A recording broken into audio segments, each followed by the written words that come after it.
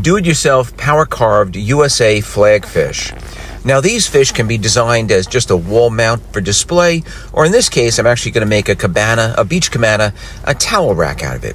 You can make it out of wood, or if it's going to hang outdoors in the elements, I would suggest making it out of a PVC board, which is what I've done. I just drew out the design on the PVC and then cut it out with a hacksaw. That was a very simple project. PVC actually cuts a little easier than wood. It's softer material, but hopefully it'll hold up to the elements of time and weather. The fish that I drew was slightly wider than the board that I had, so I'm going to add a separate piece to make the dorsal fin. And what I'm going to do is just router out a section of the back. And then the fin that I had a scrap piece of 1/2-inch material, which I'm going to glue in place with a fiberglass putty. But you could even do it out of the same thickness and then just grind it down. So this is a fiberglass-based Bondo. I use it for my fiberglass boat repairs. It is going to be stronger than the PVC. I just put that in place. I clamped it together and let that dry. Dries within an hour. At the same time, I also glued on an extra or the pectoral fin, and this is nice because it gives it kind of a 3D effect. Now, the main tool for this whole project is going to be an angle grinder with a flap sanding wheel. You can actually use a fairly coarse wheel. 64 grit is great, and you can just slowly shape the fins and the body, round over the body. What I did was I just carved down each one of the fins so that the body stood out a little bit, distinct from those fins. And then while I was at it, I just angled each one or carved each one down. It's not difficult at all. A little bit time consuming, but that's just because you're taking your time. You're using very light strokes with the angle grinder. Like I said before, this stuff is, or the PVC anyway, is very soft, so you could carve it very quickly or carve too much very quickly. I'm just going to shape the tail fin.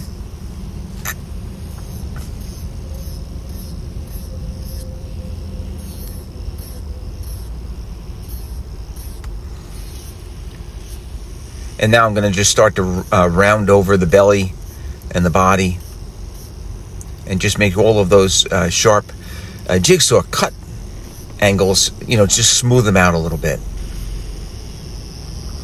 I'm also going to take my time and shape the gill plate, the details on the head.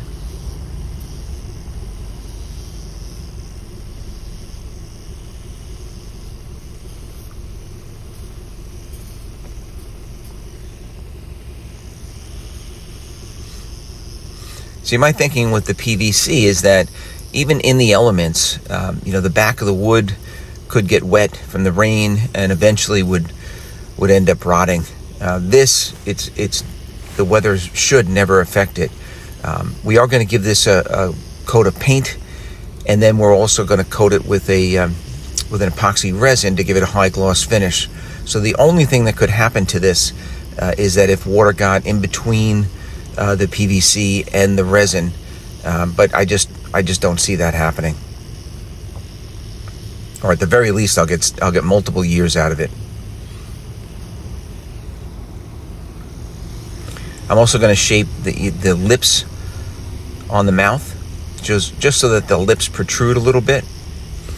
And this is all just rough shaping with the angle grinder.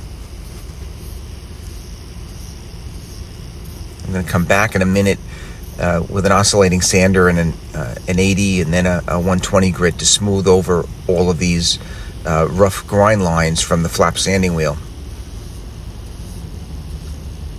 Just as a side note, the flap sanding wheels, you can get them at Harbor Freight, very inexpensive.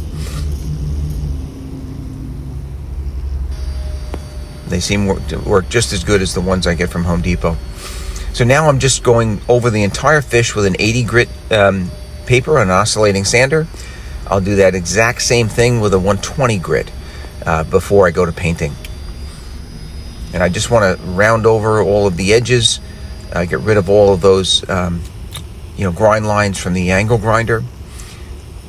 Now I'm just going to add some details, some lines onto each one of the fins. And I'm just doing that with the edge of the angle grinder, being very careful not to touch, the fish at all. Just want to touch the fins, and that adds a nice detail. All of a sudden the whole project is starting to come to shape up. I'll add some lines to the tail fins.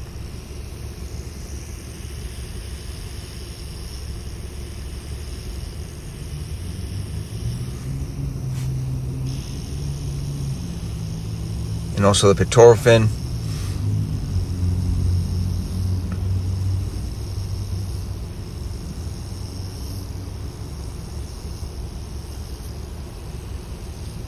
And at this point, I'm basically ready for paint. So I've taped up all of the areas that I want to keep white at this point. If you were making this out of wood, you would actually spray paint the whole thing white to start and then tape it up.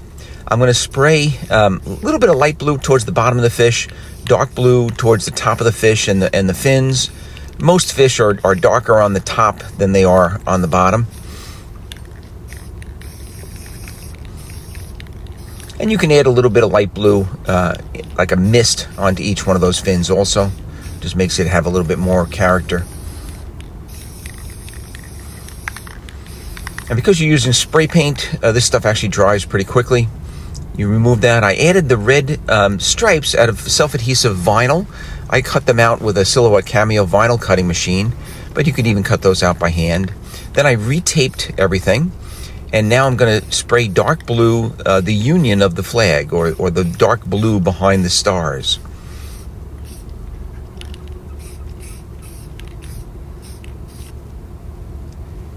I'm going to add the white background for the eye. I also cut that out of self-adhesive vinyl. And then the pupil out of black self-adhesive vinyl. And I can only use this because I am going to coat this entire fish with that high gloss resin finish that will encapsulate all of these pieces of vinyl. The stars were also cut out with a vinyl cutting machine, self-adhesive vinyl. I'm just going to add those each individually, just with a small pair of tweezers. And now I'm ready for the final the final bit of construction. If you were just going to have a wall plaque, you wouldn't have to do this. I wanted to make a towel rack out of this, so I drilled 2 half-inch holes, and I did this in the white section, which is just the white PVC, so I'm not affecting any of that self-adhesive vinyl. What I'm saying is you could not do that in the red without ripping up the vinyl. I'm adding 2 half-inch dowels, which I already painted white. And now I'm going to coat the entire thing with a high gloss resin. This is from TotalBoat.com, called their Maker Epoxy. It's a 2-part epoxy. You mix it slowly for about 5 minutes. I poured it on and then I spread it out with a little brush. You want to have a nice thick coating. And then to get out any of the air bubbles that are trapped in that mix, you just go over the entire project with a butane torch very lightly. You don't want to really heat up the resin or damage it. You just want to lightly go over it so that it warms it up, thins it out a little bit, and allows those bubbles to reach the surface and dissipate. I do that 3 or 4 times in the first half hour, and the end result is a very high gloss finish. I hope you enjoyed the video. Thanks for watching.